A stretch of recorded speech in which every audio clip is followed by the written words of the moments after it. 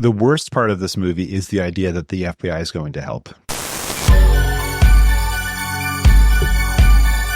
In 1954, Collier magazine serialized a science fiction story by Jack Finney.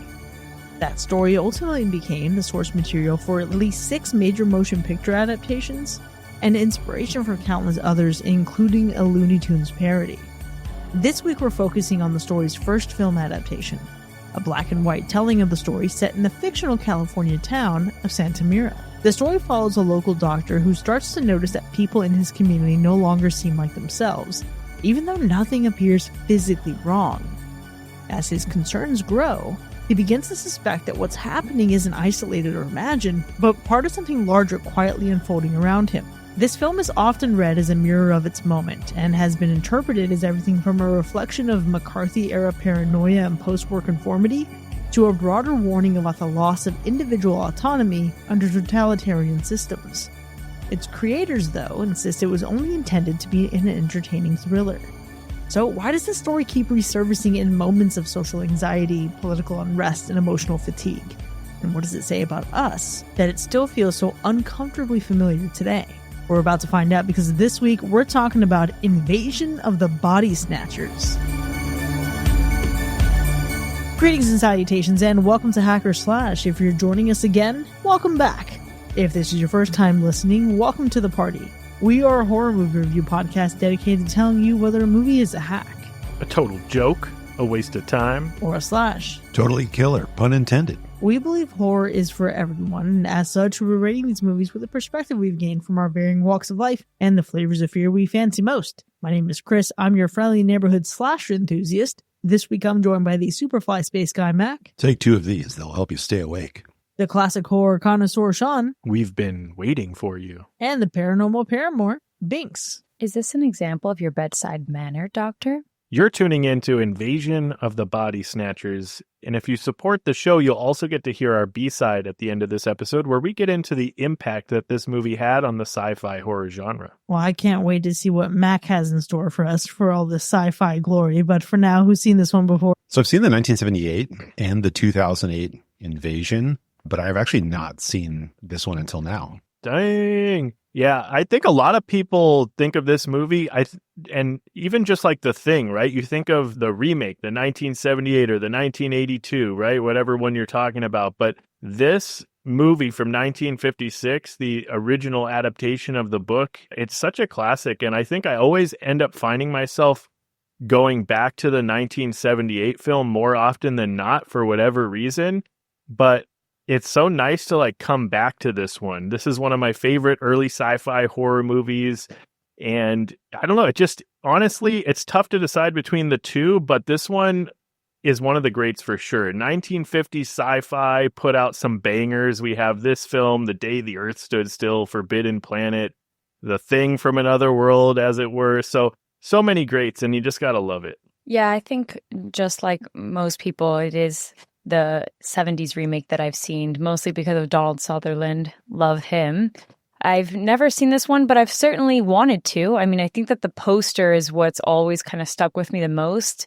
So when people tell me about this movie, I'll think of the 50s one, or the OG, obviously, based on the poster. That's what I'm imagining in my head. But when I talk about the movie, I find myself replaying the plot of the 70s remake. But I've never seen all the others. I truthfully kind of forgot that there were so many adaptations of this to begin with. See, when it comes to pure adaptations of this story, I've actually only seen this movie. But let's be real. If you've seen Halloween 3, Season of the Witch, you also have seen a doctor looking at uncanny people in the town of Santa Mira, California. If you've seen The Faculty, you've also basically seen this movie. But I haven't seen this rendition in over a decade. And then let's also stop to really appreciate for a moment the fact that this movie is celebrating an anniversary this year. It's 70 years old. How insane is it? So I haven't seen this movie in over a decade, sure. I've also never read the book. And that's something now, realizing that this is adapted from a novel, I actually really want to give a shot. I've never read the book either. It would be something cool to kind of visit.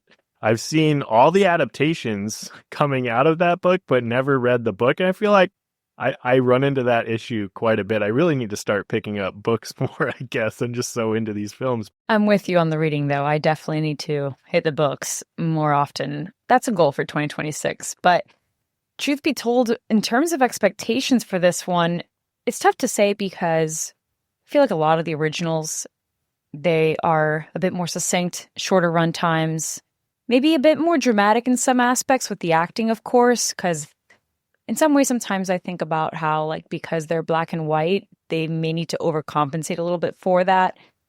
So it's not as scary when it is black and white to me personally. So I was looking more for a bit of the dramatics, what was going to actually kind of be similar to the 70s one, because that's my point of reference and not the book. So I'd be super curious to see how it adapts to the source material for sure. I think these titles from the 1950s, especially sci-fi stuff, it's just so ridiculous and fun. I mean, you've got Invasion of the Body Snatchers, great. You've got Invasion, or Attack rather, of the 50-foot woman. You know, what else we got? Plan 9 from Outer Space, really cool title, honestly. The Brain from Planet Aros. It's just like they're so silly sounding when you just look at the titles. But we've seen this, like you've talked about, and we're going to talk about later, but we've seen this played out in so many different films. Like this fear of assimilation it's honestly really entertaining. It makes for great TV, great movies. There's so much that you can go into that we're going to go into in the B-sides. But when it comes to this film, I didn't know what to expect. I didn't know if this was going to be good, if it was going to be cheesy. I think there's some 1950s sci-fi and horror films and sci-fi horror films that are really enjoyable. And then I saw that 120 runtime and I was like, oh, this is going to be fun, right? This is going to be straightforward, to the point. They're not going to waste any time. The blob's going to attack the town right away.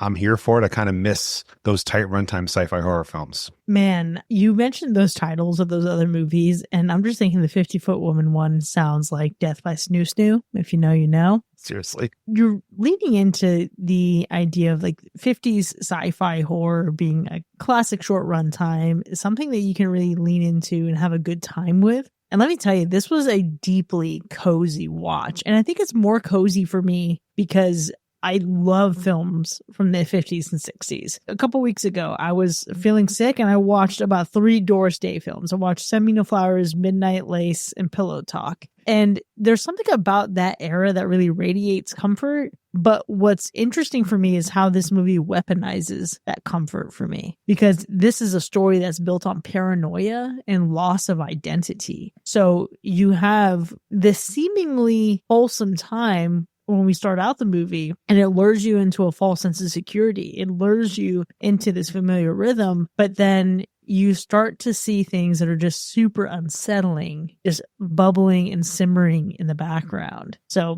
while this movie didn't feel particularly aggressive, I think in a way that you might think like The Thing from Another World might, it feels polite and also void of personality in some moments, which feels fucking creepy. That's super true. And unsettling is a good way to put it for sure. I think what this movie does is execute this slow burn, emotionally unsettling experience where something feels off but never really lets up. But it's this interesting dynamic where it is weaponizing, to your point, Chris, like the normalcy of the society. Like there's something that, you know, everyone seems normal, but you know something's not right. You said it almost feels cozy, this film. You have this small town vibe, familiar faces, these normal conversations, which arguably is why it works so well. There's no screaming monsters, just people insisting that everything is fine when it clearly isn't fine. You start mentally side-eyeing everyone. Everyone becomes a suspect, and this movie is basically gaslighting you the entire fucking time. What a time to be watching this movie right now, truthfully, because my goodness, it's just like anxiety central when you put it that way. But I have to agree. I think what's really cool about it is some of the choices that the actors make as well, because there's moments where just the slight change of tone in their voice ever so slightly sounds a little robotic, but then you realize they're talking normal and you just can't quite tell. Like we're talking those small decisions, those details that really do feel like they're gaslighting you throughout the whole time. So I was really impressed by that. And I also really loved this like romantic subplot too. I thought that that was really sweet. And I think creates this like lightheartedness, if you can believe it, until it becomes a little bittersweet. It's very unique in that aspect. And that's something that didn't quite land in the 70s remake for me personally. So I was pretty surprised by that too, that at least the romance subplot felt a little bit more real here. I do appreciate that about it because it's a small detail, but it does lend a lot to the characters. When I'm watching it, I'm getting it. Romance at that time definitely helped sell a film and helped people connect with it. But when I was watching it, I got to tell you, I think the 1978 has a feeling closer to a fear of like Big Brother from 1984. And a lot of assimilation movies do, where you're constantly like making sure people don't know that you're you and hiding and trying to fit in. And this did not have that same type of feeling to it. It was almost like a mixture of like Stepford Wives meets some other form of dystopian film. I don't even know, but there's this other fear here as things are unraveling. I think a lot of other later films really want to get into the idea that it's already happened or it's mostly already happened. Now let's see what goes on with our characters. Let's see how they deal with it. And we're at the very early stages here. And so it's really still human, and it's more human than not, I think, which I appreciated because you can actually connect with most of the characters on screen a lot better than later films where the entire time you're thinking, who's who? You're worried about it. It's like a murder mystery. Who's the bad guy here? And in this one, there's a little bit of that, but it's not as important, I don't think. And so that made it more interesting for me. And I got to tell you, it's a big surprise for me. And this is just a cultural issue. I feel really dumb. I never realized that the phrase pod people was not said in universe. Ah, right. But the movie birthed this whole idea of pod people and the term pod people. You know what I mean? They don't refer to anybody as pod people, but somehow after this movie, people are like explaining people as pod people of just people that conform, you know? You know, it's really fun is that we're the pod people now. Now we're the pod people. But you got us. Yeah. But you know what? Hey, leaning into this and really going back into what you're talking about, Mac, with that human connection, with how human it all feels. That's exactly why I think the biggest surprise for me is how well this movie ages. And it doesn't just age from the sense of, yeah, this is a 1950s film that you can watch today and still be fairly entertained. But this movie ages well technically, it ages well emotionally, and it ages well philosophically. And the ideas land without feeling super dated or even corny. And it honestly exercises a lot of restraint that I respect it for. I never really appreciated how confident this movie is in its restraint. I think about the way that it opens up. It introduces us to someone who's really erratic, who's really irate, who's insisting he's not insane. And this movie says, yeah, I dare you to believe him. And I appreciate that while I've seen other movies that start that way, this movie frames its story so exceptionally well that it takes us on one hell of a ride to figuring out exactly how this guy got where he is. Yeah.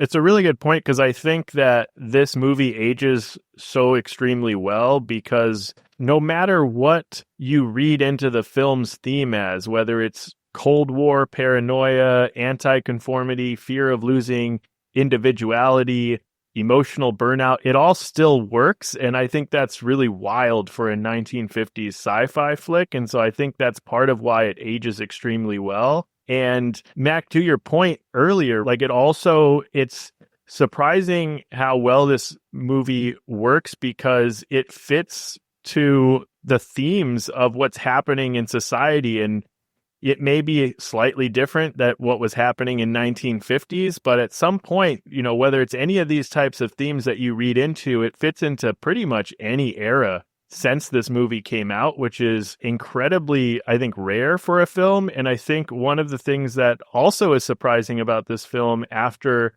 all this time is its ability to be effective despite how quiet the horror is. It ties into all those themes. As I said earlier, there's no big monster reveals, no score screaming at you. The movie just lets people talk calmly while saying terrifying things. And that, to your point, Chris, that restraint that we're talking about, it's surprisingly effective. Even now, it's just a lot of things that it's saying without really being loud about it. Which I'm surprised that translates so well for a movie that's pretty old. You know what I mean? Like that can still hit despite its age. And that really what it's saying, to your point, it just creates a frenzy of a ton of adaptations, films that aren't direct adaptations but are pretty much saying the same thing, things in our day to day that certainly feel uncanny, like the pod people thing that you were just saying earlier, like all of that I'm pretty surprised by. And I think I feel that way really about most classics, because there is that preconceived notion, and Sean, I'm sure you get this all the time, where it's like, oh, if it's black and white, it couldn't possibly be good, But man, I'm very much learning. And I've never felt this way, but I love that this show like exposes me or puts me in a position where like, hey, remember that movie that you've been wanting to watch that's in black and white? Like, that's the time to do it. Because it just surprises me every time. I mean, I felt this way about the original The Haunting, and I'm like, that was one of my favorite movies of all time. And if it wasn't for this show, I wouldn't have watched it. So here I am with the 70s remake being one of my favorites. I own it. I watch it constantly. And now that I've watched this original one, I was like, damn, maybe I should have rewatched this one more too. I also think, to your point, Binks, if there's someone that that maybe thinks of these older type black and white movies as boring, or they just don't really get into them, maybe they're a little slow, even though we're talking about maybe this slow build, slow dread theme of this movie, I don't think that's the vibe when you're watching this. I think this one actually captures your attention pretty well, which might be also surprising to viewers that haven't seen this version. Definitely. And I think it's also the case when it comes to like the fear of it all, right? Because what surprised me too was the fact that I did find this scary in a different way. It's not the gore too much for me personally, because you don't see a lot of the ooey gooey in the black and white. It's a little harder to do that. There's no like jump scares per se, but in the situation and in the tension and in the anxiety and the second guessing that you are going through when you're watching this, that's scary. When you're like, wait a minute, are they? Are they not? This movie quickly puts you in that position, which I'm pretty impressed by. What scares me the most about this movie is really twofold. One, that we can continue to have these stories that endure over time because we seemingly cannot learn lessons from ourselves in our past lives. It's absolutely wild to me. But the other side of this is, and let me just be clear, this movie is not scary at all. You can watch this in a very safe way. Maybe some of these other adaptations later can do something that might spook you. But I was thinking about this movie, and it is so crazy to watch it now with modern dating culture and avoidance being what they are, and just this emotional bankruptcy that we're in where nobody wants to commit. We feel okay lingering in this, will we, won't we? And then you have a movie like this that encourages you to look at the face of what does it truly mean to not be able to love. This movie does something interesting in that way. But if you want to look in through the fear of it all, it's just like, damn, look at this dialogue. Look at how this movie is framed. And then imagine dating in 2026. That is the scariest part. Man. How dare you bring that up? It's February. I don't even want to think about it. Valentine's Day is around the corner, folks. Disgusting. Right. Assimilate if you want to have love. Yeah, I mean, fear-wise, it's low, but it plays into something that's really inherent to all humans, so it's still effective. Like, I don't think you're getting, jump scares or anything like that, and there's nothing crazy on screen, but I think all of us can identify with this fear, and so it still hits a place deeply, but it's not gonna like make you shake in your seat or anything like that. Yeah, for sure. I think where this movie, for me, attempts to build fear is through the atmosphere, through the the dread of it all. It does this through conversations, through behaviors, through the tone of these conversations and these people, the thought of losing your identity, being calmly told that you're wrong, and watching everyone that you trust basically emotionally just shut down. I think that's the nightmare of this film. And I think that when you think of the time, in 1956, sci-fi horror was mostly bug-eyed monsters, ray guns, and spaceships. You have this very clear good versus evil. You think of these sci-fi horror, even monster flicks and things like that. And Invasion of the Body Snatchers, I think, did something weirdly new with the threat looking exactly like us, the horror coming from behaviors and not spectacle, and the invasion being really just quiet and internal and social. And I think it can feel familiar watching it now, but only because everything copied it, literally. So that's the thing. A lot of tropes we now think of as standard, something's off about people, trusted authority figures turning cold, identity being replaced, not destroyed, sleep as this vulnerability, this slow loss of community. It all feels familiar, but this is the one that really started it. Yeah, Sean, wow. What a milestone in sci-fi. Because to your point, you think about bugs, ray guns, aliens, etc., but this movie is the epitome of less is more. This takes the premise of, hey, let's just dumb this down a little bit, let's simplify it, but then also just appreciate how scary that can be. And obviously, in the 50s, this is what it is. What I love here, though, is that this concept is super simple, it's elegant, and if you transport yourself back into the 50s, it could be terrifying, but without being excessive. And I think my favorite part of this, and this is why I think this movie endures and why I think it stands so squarely in its own right and really builds a legacy for itself, this doesn't frame the loss of humanity as brutality. It instead leans into the loss of humanity through the lens of optimization, just less feeling, less complication. And that idea draws a straight line into today, not just in media, but in real life as a whole. And it's rooted in human behavior instead of sci-fi gimmicks. So that's where I think this feels really special for me. What's absolutely so solid of this is part of like the fear that's delivered in this film goes beyond assimilation, and it has to do with like uncanny valley. You know, if you've seen this, if you've seen other films like it, there is a point where you have to realize that these things are not human or not quite human. And that is such a deep evolutionary issue for human beings. It like really, truly irks us and bothers us. And we've seen it played out in lots of films and TV shows and books since then. But the idea that there's this like really quick invasion and flipping, everything happening, combined with this deep fear of things that aren't quite human, but also look human, combined with the post-war like culture going on in the States, it's perfect. It's just like a perfect mixture, because we were going through a time where assimilation in the US was a very good thing. It was required. We wanted it. But then we were also afraid of going too far because we saw what could happen. And so we're like caught in this weird limbo of like, we want this, but do we? We don't, but we kind of want it in only our way though.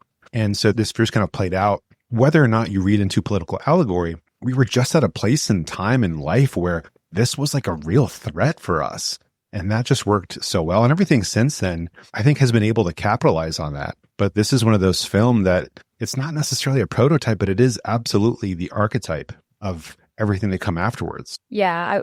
As you were saying that, I was thinking how it really is like this incredible commentary on individualism, and especially for what was going on at the time politically. And I think that can, again, I go back to like, that's something that we think about often just as a society, whether it be as a result of technology or politics. And that's always going to be the case as we go on through history. So this is a movie that for sure, it makes sense that there's so many things that have used this as inspiration.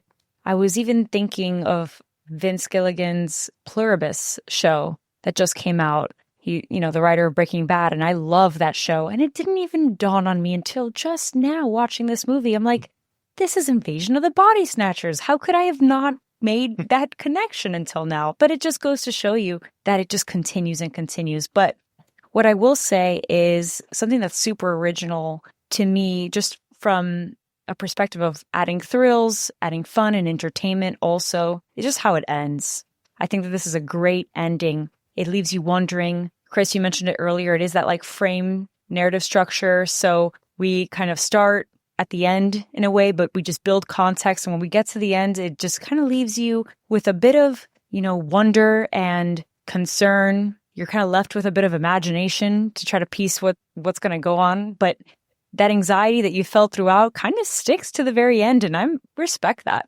I respect that It doesn't necessarily leave us. Yeah, I really appreciate a movie that starts with, yep, that's me. You're probably wondering how I got here, and let's spend the next 120 minutes finding out. But to go back to that ending, what I appreciate most about it is, obviously without getting into the specifics, is that it feels like a warning. And it also feels slightly optimistic. And I imagine that the rest of the adaptations of this story maybe are less optimistic, maybe for me, than this movie is. But I love that this story doesn't treat concern as just hysteria or curiosity as weakness. there's a sense that paying attention matters. And I appreciate that being, for me, what felt like the soul of the ending of the story. I will say I'm a bit bummed. I wish the Red Scare didn't force us to have a different ending than should have originally taken place. I know that they didn't necessarily want to have the strongest political allegory, and I think the meaning of that shifted because of the political climate at the time and because, hey, watch what you're saying, you know? Because again, we wanted assimilation, but we didn't want the wrong one. And so it kind of at the very end for me just like flips, because you could definitely take it one way up until the very end, and then it's like very clearly, hey, guess what? Guess what year it is? You know, guess what's going on in the world? And it worked, but at the same time had like a much deeper meaning, I think. Yeah, I think for me, I enjoy the ending to this movie. I think to your point, Chris, the optimistic touch that they threw in there, I think I'm at a crossroads, I would say. I enjoy the ending. I think it's still very effective. It doesn't ruin any part of the movie. I think there is an opportunity to land a little bit more ominous and make the hopelessness feel even more vast. There was that opportunity, and there was a deliberate choice to give you a little bit of optimism. And maybe that's just a touch of the 50s for you. But overall, I do love how the movie comes back to the beginning after Miles wraps up his explanation of what happened or is happening, the initial reaction from the doctors and all the different things. I think it feels like it wanted to be very powerful in its hopelessness, but we have this "it's going to be okay" vibe sprinkled in there. I think nonetheless, though, super solid ending. Well, I can't wait to see how these feelings on the end translate into some actual scores. But before we get there, Sean, 1956, how did you even begin to describe the gore score? Well, there isn't much of any gore per se, but this movie, where it lacks gore, I think it makes up for in some really fun practical effects that help to showcase the dread of being copied or replaced. Obviously, we're not rating the film based on just the practical effects. We do have to look at the gore level as well. And if you're expecting the Thing style transformations, this is definitely on the opposite end of the spectrum. But I think there's a lot to appreciate here. From a gore perspective, it's earning a non-existent gore score because you really don't see anything. And what about the animal report?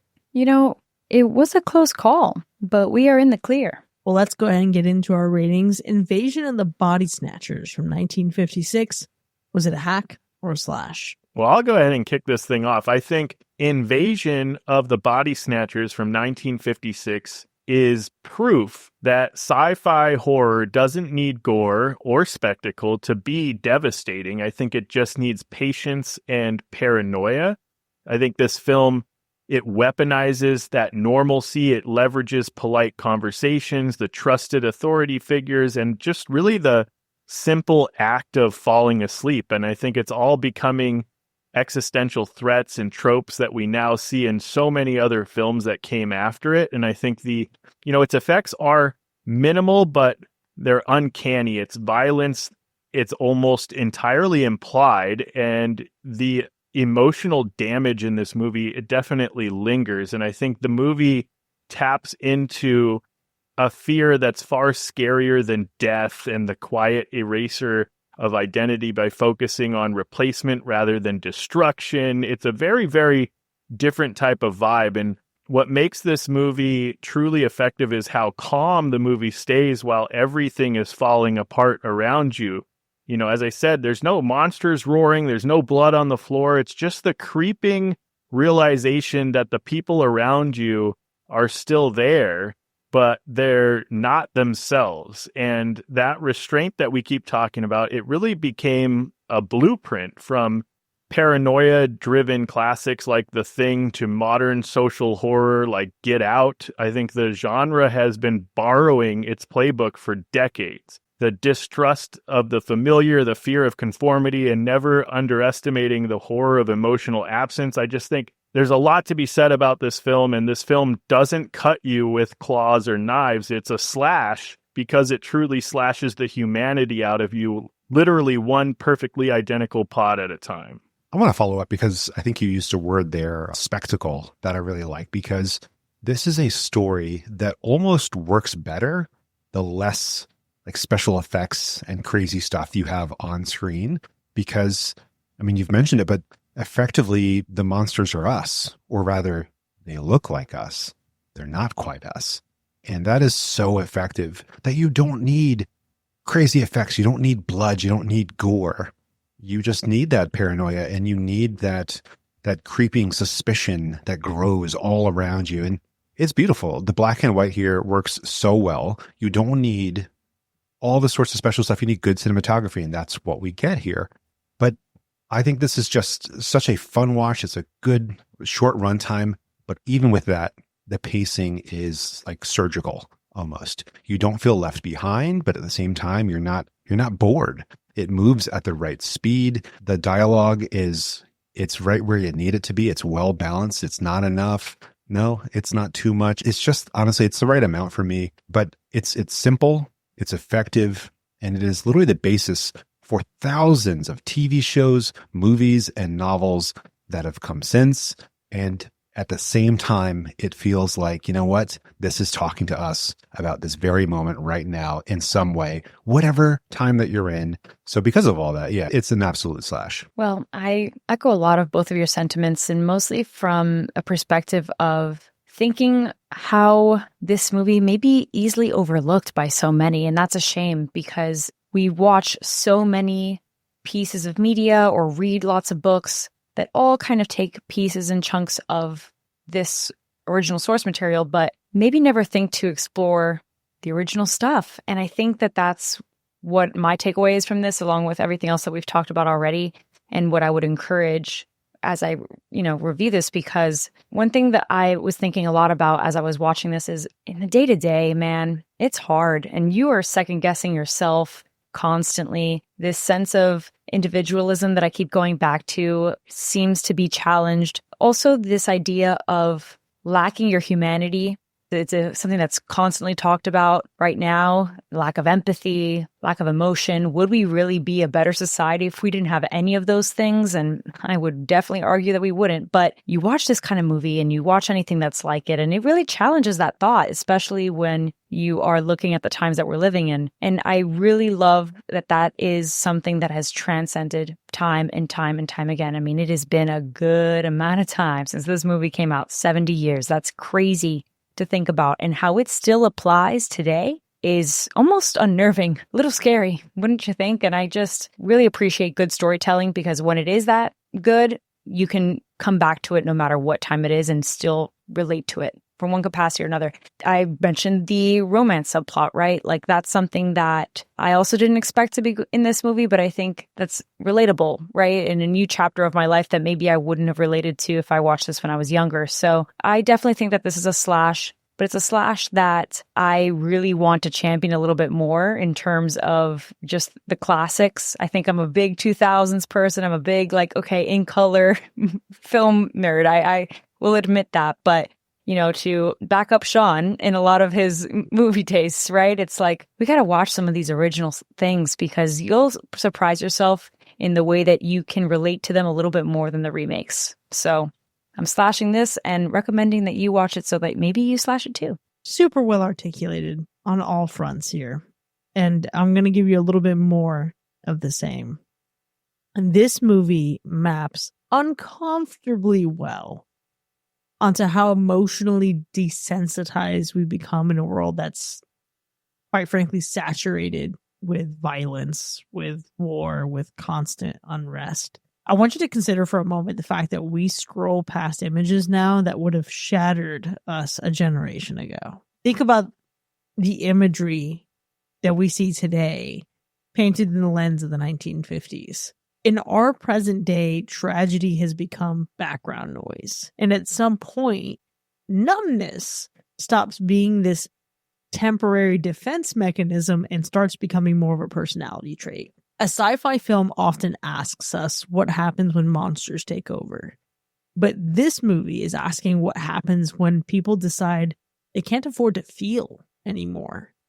And this movie proves that the most dangerous enemy we have is our own apathy, our own avoidance.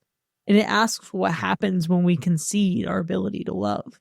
It asks what happens when we defer to numbness because the price of feeling just feels too steep in an emotional recession. And this story has been told and retold many, many times. But this movie in particular leans on an ending that's a little bit more optimistic. But even doing so, it still spins this compelling cautionary tale. And I want to close just by really citing a reading from the Book of Pink. And I think it sums up how I feel about the ending of this movie and where I think it squares emotionally for me. Just give me a reason, just a little bit's enough. Just a second, we're not broken, just bent, and we can learn to love again. This movie is undoubtedly a slash. Now with that, Invasion of the Body Snatchers from 1956 on this, its 70th anniversary year, has earned a universal slash. Now you can find this movie a number of places online, all of which are for free. So go check it out and then join us in the second half so we can break down these spoilers together. We'll see you in a bit.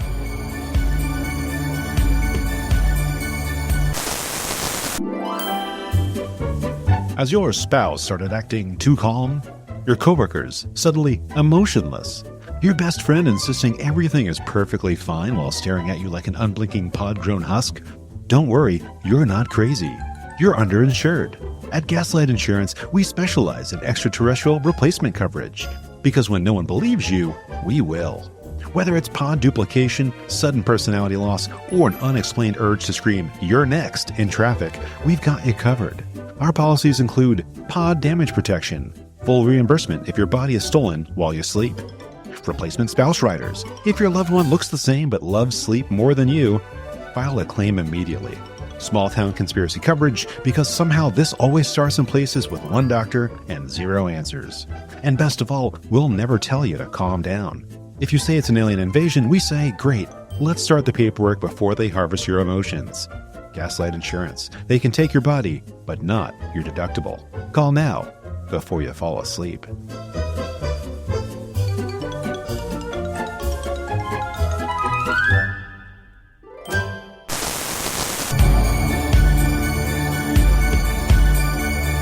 Welcome back, folks. You're now entering the spoiler zone for Invasion of the Body Snatchers from 1956, which has earned a universal slash. Now, we have a lot to unpack here, but before we get into the specifics of our ratings, let's go through those kills. This one is actually kind of a tough one because there's no solid official on-screen record. We know that there's 14 maybe official replacements that we can pretty much validate on screen, but there's this implied amount of replacements that happen that is, either untold or unconfirmed. And we know that there are probably hundreds, if not thousands of people in this town and possibly the surrounding towns that this is happening to by the time we get to the end of this film. So is it 14 or is it 1,014 or 1,414 or 5,014? Who knows? Who really knows? But we can certainly talk about the 14 potentials that we know happened throughout the course of this movie. And it's just interesting because the deaths, in this movie are also not even fully confirmed once this replacement happens. I think verbally they do discuss or imply that the human body is potentially destroyed once this process is complete. But, we can talk forever about this. Let's just get into it. Which one of these body snatches snatched your attention? Okay. Hey, it's me. And I'm going to say Becky. And I'm going to say Becky, even though I was devastated by this, I continue to be devastated by it every single time. I don't know why I continue to pretend and just delulu my way into thinking maybe she'll make it out this time. But what I appreciated most, and I believe I read in an interview, I'll have to try to find a link and put it in the show notes, the reality of the moment he discovers that she's been replaced. And he discovers she's been replaced because there's a little something missing from the kiss. And I don't know about you. I don't know if you've ever kissed someone who has fallen out of love with you or that you've fallen out of love with. And it's like this one last kiss. And you're like, oh, wait, everything has changed. But that's a really real feeling. And listen, if I could detect a replacement by the lack of a kiss or a physical tell, God, that would be devastating. That's The wild. idea alone makes me want to throw up, actually. That sounds absolutely horrific. I kind of hated that. I loved that scene, and now I'm like reliving it again in a different way that I kind of hate. Yeah, sorry. No, I mean, in the best way, right? Because you're absolutely right. And I couldn't agree more with you. And I hate that is the case because, like, you're absolutely right. It's not my original thought, but something that I have absolutely clung to since reading this. The description was, I've kissed a lot of pod people in my life. And the idea was that how many emotionally vacant people have you kissed where the connection just like isn't there? Ugh. That's a rough one. Jeez. Big womp womp energy, I know. I promise I'm doing fine, Right. folks. I'm actually really happy. I'll cheer you up by not talking about that, I guess, because my favorite kill here is not, it's not a replacement, and it's Miles taking out his want-to-be replacement. I think it's like the only weaponized kill that I ever remember even seeing, and with a pitchfork of all things, and like the look in his eyes when he hovers over fake Becky and is like, I just can't do it. Yeah.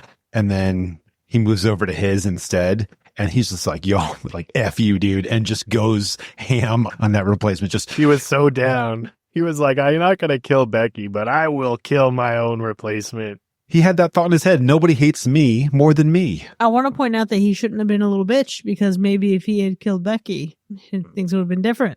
Right. I mean, they'd probably just, I guess, grow another one, but maybe it would have taken longer. They would have had more time. Yeah. I don't know. But just like the look in his eyes when he seems so sad, he's like, I can't do that. Yeah. It was like, okay, I get it. But then when he moved over to his own, I think we could relate where he was like, oh, you're gone, dude. Like, absolutely not today. And that was satisfying. It was a good moment. And even just that whole moment of just seeing the pod replacements and the effects that they did are very, very cool, especially for the 50s.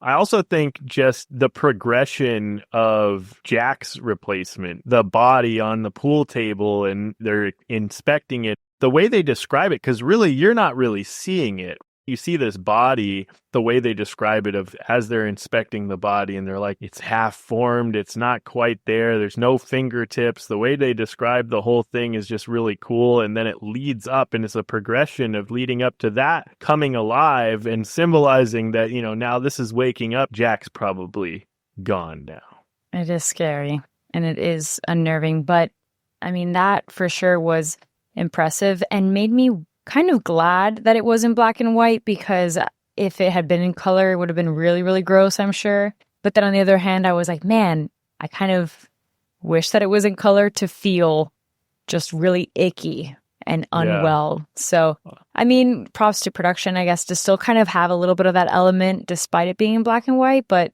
I mean, just curiosity's there, Here's what I think you just imagined. A Cronenberg invasion of the Body Snatchers, basically Infinity Pool. Oh, well, you had me until you didn't. I don't want Infinity Pool ever. That's the son. I don't want the son. Daddy Cronenberg for sure. You want the Father and the Holy Spirit? The Father and the Holy Spirit of the Cronenberg, indeed. That would have been great. The Holy Spirit is Alexander Skarsgård. Well, I'm going to give the film props just for the fact that it felt like, good old classic America in the 1950s. It had to seem so upbeat and so clean and small town, and everybody's buddy, and the cars are nice and new. And, I think in later adaptations, we want it to feel gritty, and we want it to feel kind of scary and eerie and weird, or like completely off the deep end, utopian, but not quite. And I think this is just supposed to feel like every day. And so the set, having the cars they had, the buses they had, the clothing everybody was wearing, it feels like you're watching Leave It to Beaver. It feels like you're watching perhaps even like a 1950s play that was filmed. Everything just seems kind of normal, although, 1950s normal is definitely not normal. But it's nice that we didn't have to go kind of off the deep end. And when we finally do get the weird, pod people start showing up, we get to see them transforming. I do wonder like how that impacted people in that time to see these like bubbling, frothing plant things like lumping out bodies onto the ground, because that was like a pretty cool juxtaposition with the fact that everything else was supposed to be hunky-dory normal. Yeah. That's what I'm talking about. I just want to highlight for a second, Matt, because you talk about 1950s normal not being normal. And I want to circle back to what I talked about earlier about this movie being cozy, 50s films being cozy. It's nostalgic. It longs for a simpler time. I just mean like a time before super modern technology as much as I benefit from it. Because listen, if you need a media representation and a reminder what the fucking 50s was like, look no further than Welcome to Derry.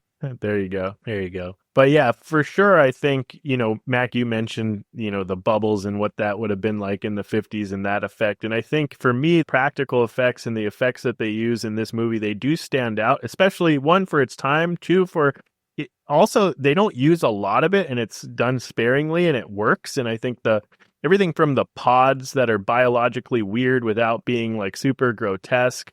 I also think it's cool that they used like paper mache versions of these pods to put as props in the theaters when they put this out, which would probably be really fun to go to see the premiere of this movie.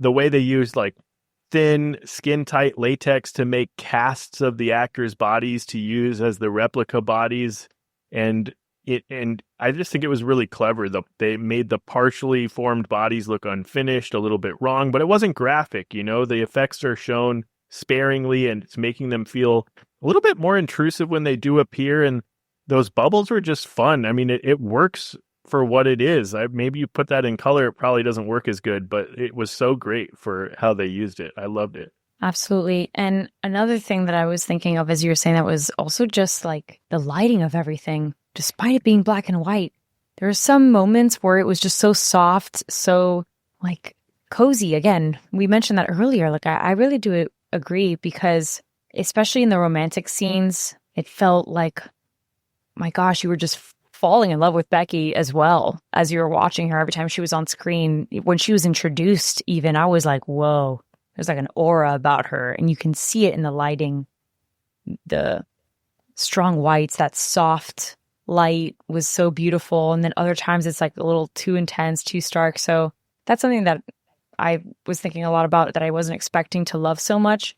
And I see that a lot, especially with the scene of course, this plot twist reveal of Becky having turned. It's just like a close shot of her eyes, then it's a close shot to him. It's that back and forth of the realization of what's happened that also feels so opposite of this softness and this love that you feel when you see them both on screen. I 100% agree with you. It really does harken back to the great line from Grease 2 by Michelle Pfeiffer. The line comes from the song Turn Back, The Hands of Time. And she says, "It all seems so unfair. Just when I found you, I lost you." And that's what their dynamic feels like in that moment when they're looking at each other.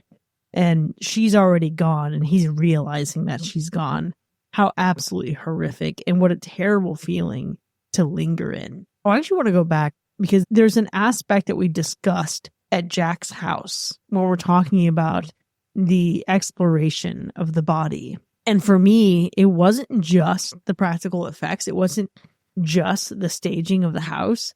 It was actually the music and the way that it swelled. As soon as the sheet gets pulled back, and there's this like hyperfixation and this fascination with the body, what they're seeing. All the way up until this point, we have little clues that things are amiss, but there's nothing that has convinced him to take it seriously up until this moment in particular.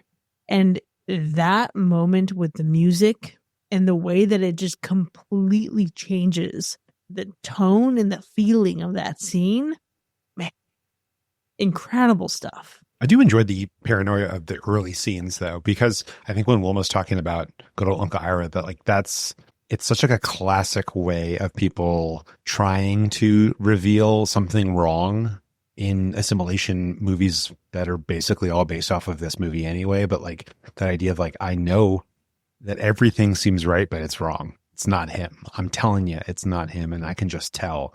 And of course, he knows that exact same feeling with Chris's favorite kiss later on. But like, it's just such a good way of like exploring that paranoia in a way that somebody can't understand it, because you're using the best words you have. But like, how else, can you explain to someone who doesn't believe you that like somebody is not themselves? And you have to believe me. I don't know how to explain this to you. And of course, it's like, yeah, sure, buddy. yeah, why don't you go see my psychiatrist friend? Great. Like, we'll get that taken care of like right away for you. But it works really well because we all know what's going on. You know, we know the title of the movie and we know what's going to be happening. We've seen other versions of this anyway. And so it's like, oh my God, like if he would only listen, if he would only actually like believe her, this would be a very different story for all of you. But no, instead you just have to sit there and watch it happen and watch her be like completely gaslit by her doctor. You know, it's so great. Yeah. The whole movie builds off of this paranoia. Like it just continues to build. And then there's moments where, you know, you encounter people that you seemingly trust and they just tell you like, nah, man, everything's cool. Don't worry about it. You're tripping. Just, go relax, see a doctor, what have you. Look, we're disproving it. And then all of a sudden, the next scene, those people are betraying you and you find out that in actuality, they have already been replaced, you know, and yeah, it's just like the buildup of all of that until you get to that, you know, wide scale reveal and the town is congregating together. They're looking out the window. Everyone's coming. There's hundreds of people. They're all like stacking these pods, handing them out to families. There was a moment, I think even before that, where, you know, that he's looking through the window of this family and the family's just like, giving a pod out to go replace a fucking baby. You know what I mean? Like, it's pretty wild. You know what I mean? Like, the implications of what's happening for this time is pretty crazy. And it all just continues to build until it becomes so frantic. And, you know, Miles and Becky, they're trying to escape, if we can just get to the highway, you know, you get the whole, you know, we talked about Becky's, you know, kill or replacement as when we find out that he kisses her, something's wrong. She fell asleep. She whatever, that whole thing. And now he's on his own. He goes to the fucking highway and he's chasing down all these cars. One, he's lucky he didn't get his ass run over. Those are some slow moving vehicles. I guess maybe traffic was also bad in and around California at that time as well. But it's that moment he hops up on the truck and finds that the whole back of the truck is filled with pods, and it's just everywhere he turns. You know, he tried so hard to get to the highway, and for what? You know, now it's traveling to other towns. You're pretty much screwed all the way until the end. Amazing. Absolutely amazing. But you know what's also amazing is that 8 fucking actors in this film eventually go on to become stars in The Twilight Zone in 1959. Listen, man, I thought you were about to take me on a Twilight pipeline. No, enough. Not that Twilight. The Twilight Zone. I'm sure if you look deep enough on these IMDb pages, there's a connection between Invasion of the Body Snatchers 1956 to Twilight, the saga. There might be. If you look deep enough, you might Stick find around it. in B-sides, folks. Don Siegel himself, I think, goes on to direct, 2 Twilight Zone episodes. So, like, everything about this movie just screamed Twilight Zone eventually. You know? They birthed it, basically. I do love the Twilight Zone. Do. I also love the characters in this movie, and I'm thinking back to what you said, Sean, about Miles at the point where he's like running out into the middle of traffic, and you see this point where he's just really lost it. But what I appreciate about this is he is this movie's moral and emotional anchor, and throughout the majority of it, he's calm, he's rational, he's super rooted in logic. It makes him the perfect lens for a story about emotional erasure. He's a small town doctor, right? He's used to being trusted. He thrives in spaces where he's listened to and relied upon, and he's respected. He has authority that really carries weight and matters. But when he becomes alarmed, it's our blasting signal that something really is wrong. And he earns his hysteria. His desperation is earned. And so when we get that moment of him running out into the middle of the road with all these cars, it really feels like, damn, this man finally got pushed over the edge. Yeah, for sure. I also think it was really clever. You know, we talked about earlier how the movie starts basically at the end, and then we basically get a retelling that leads to the film's events that ends back where we started. And I think it was also really clever to use, Miles as this narrator of his own story, and you're watching the things unfold, and he's almost like narrating his thoughts at that time and what he was feeling at that time, which was also really effective for his character and the development of the things that were happening. I loved that too, because as you're watching it, you'll hear him come through a little bit and giving context to the moment. Whereas sometimes with these frame story narratives, like you just don't hear that narrator again until you get to the very end. But just those small moments of introduction was really nice, because I am curious as to like, what's the context? What's he actually thinking in this moment? What's happening here? And you almost forget that he is telling this story otherwise. So I thought that was a nice touch too. I did love, though, like his relationship with Becky kind of seemed like childlike in a way, but also mature at the same time. Like there were two adults who kind of just like knew what they wanted, but were still playful and still had a nice thing, and were able to like have banter and go back and forth with each other and spar a little bit really effectively. And it wasn't domineering necessarily strongly one way compared to most of the relationships shown on screen at the time, even though it technically was. But I don't know, it's like such an interesting couple to see on screen. This movie is the prime example of why you should get your shit together and be with the people that you want to be with, because by the time you grow some balls and actually make a move and get serious about someone, they're gonna get body snatched. So watch out. Dang. If that ain't a cautionary tale. The avoidance nightmare. Quite frankly, you're going to dick around, you're going to tinker around thinking, oh, I'm not ready for this. Are we ready for this? Could we actually?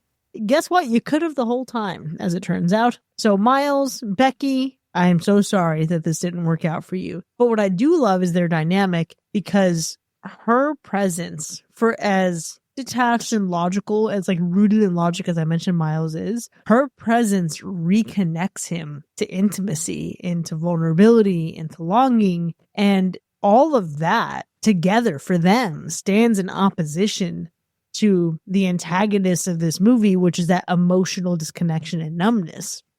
So Becky ends up feeling less important for what she does, but more important for what her impact is and how she influences Miles. She carries nostalgia. She carries hope. She carries tenderness in a story that increasingly tears those things apart and breaks them down as liabilities. So in a lot of ways, and again, maybe I'm just projecting a little bit because I'm a little bit in love with Becky, she's the heart of the movie. And when that heart is threatened, like the stakes in this movie become way less abstract and more like, please, God, just protect Becky. If you take her out, it's really just kind of a similar story to what we've seen before. The logical doctor that's well-versed in one thing or another, but not necessarily the specialist in this other thing, partners with these other people, and they're all just kind of two-dimensional, but instead is like, yeah, he's that guy, but at the same time, he still has like basically a best friend, this person that he's known his entire life. That's also his romantic interest, and he cares about her. And she cares about him, and he'll run in the middle of the night to check on her in her father's house because he's worried that she got body snatched. You know, like he's out. He doesn't even think about it. But, you know, I just think like it's nice. I think grounding is definitely the right word for sure, because it brings him back to humanity.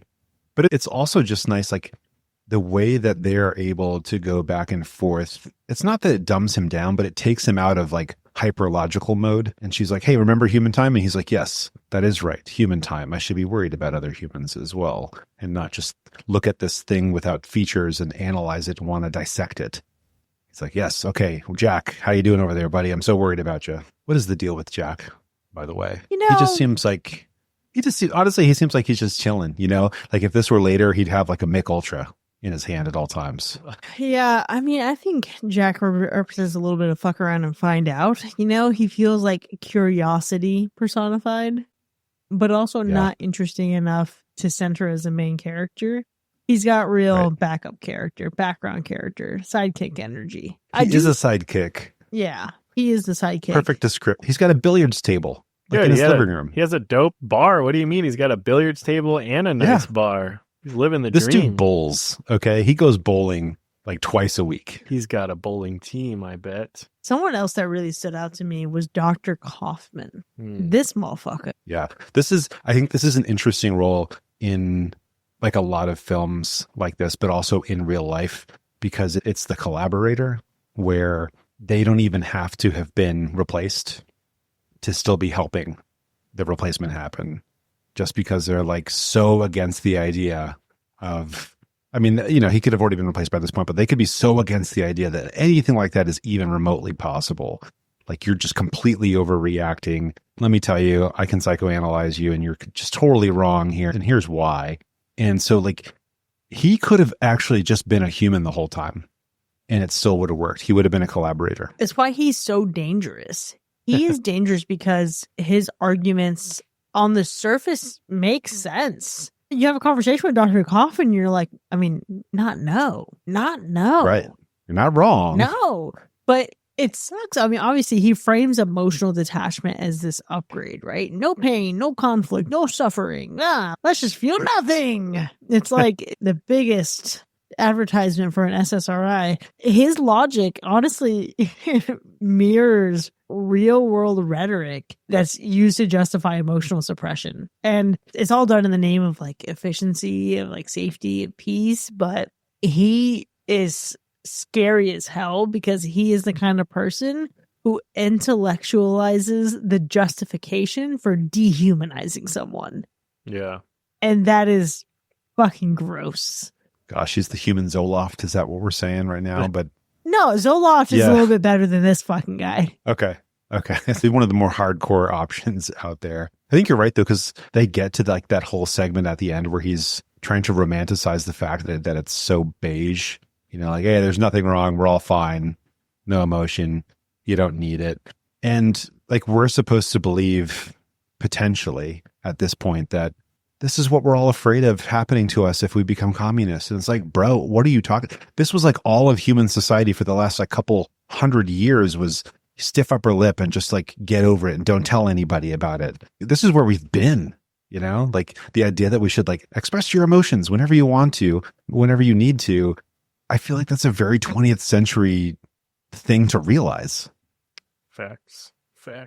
So would we say that the worst part of this movie is the fact that we are even relating so much to this to an extent in the 20th century and present day, or that we Hands know down. lots of people like this, or Keep that shit far away from here, guys. Got it. No, the worst part of this movie is the idea that the FBI is going to help. I agree. Is the best thing you've said in a while. I can't. This level of thinking, and I'll take it down a notch in terms of poignancy, but like this level of thinking is kind of like The Walking Dead. Like, let's get to the CDC. It's like, bro, it's over. Yeah. What are you doing? Like, game over already. Why are you? First of all, wrong place to go. Everything is shit around you, and the CDC is going to be the saving grace. Right. Holy The place that should have caught it first, and that's where you're going to go. I think they failed already. Okay. And so like, in this case here, like we should get to the FBI. I'm sorry. They're taking over an entire town and they've probably already taken over others.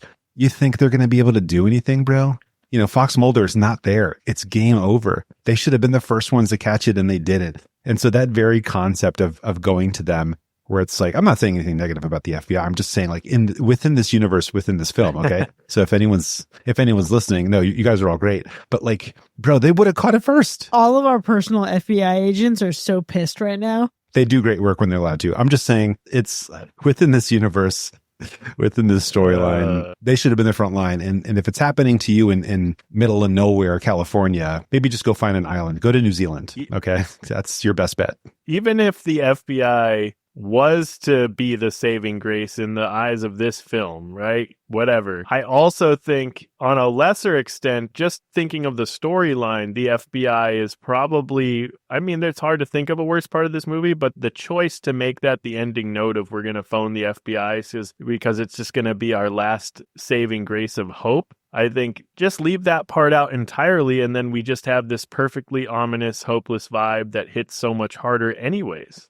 Oh my God, that edit would be perfect. Hopelessness is not the American spirit, Sean, at least not circa 1956. Well, I get that. There's still hope because other people would have seen the proof. So now they believe him. So now they can try to take action and then cut it there. And you don't know. You know what I mean? Like, okay, maybe they do and they win. Maybe they lose. Would that have been the earliest example of sequel baiting? Kind of, but like at least like, okay, it's kind of hopeful, but also like, oh, this is going to blow up. But now we're just kind of like, oh, that's right. Call your friendly neighborhood FBI agent and they'll take care of that darn communist. Heck yeah. Yeah. Well, you know what? Hey, maybe when I rewatch this movie again in another 10 years, I will feel similarly. Who knows? I'll have to reassess my thoughts on the ending when he gets there. But let me tell you, I think watching this movie, especially now, has highlighted new moments of emotional withdrawal, subtle behavioral shifts, lines that feel uncomfortably prophetic. Kind of wish they would knock that shit off and just stay relevant in 1956. It is soothing and unsettling in equal measure. I will be watching it again and really hoping that our world's a little bit better in 2036. Probably not. But oh God, I hope we can still watch movies in 2036. Yeah, we'll see. We'll see. It was great to watch this one again, though, because it has probably been a number of years since I last saw it. And I think even, Chris, you said when I talked to you about this film, you're like, oh, I'm going to watch maybe the 78 remake right after this. And that's exactly what I ended up doing. It sparked that ignition. I was like, I'm going to watch this. This is great. It's been a long time. Let me just go immediately into the 1978 remake. And it was a fun time. And I just think, man, this one is definitely worth re-watching. If you have never seen it, you definitely have to see it. If you haven't seen it in a long time, it's great to come back to it for sure. Yeah, absolutely. I see myself revisiting this sometime in the future. But before I do that, I definitely want to check out all these other remakes because, news to me, definitely never pieced together that Nicole Kidman was in one of the variants of this, because where have I been living? So I've got some work to do, I think, before I revisit this, but this is one that I will definitely recommend to a couple of my friends that, want some new horror films to watch that they'll just never really get to unless someone pushes them, much like myself. So this is going to be top of the list. I'm going to mention Star Trek because I love Star Trek, and they have a habit in Star Trek of watching on ships in the future black and white movies. I'm sure it has something to do with like licensing, copyright, whatever it was, because they were probably super cheap or easy to get a hold of the footage.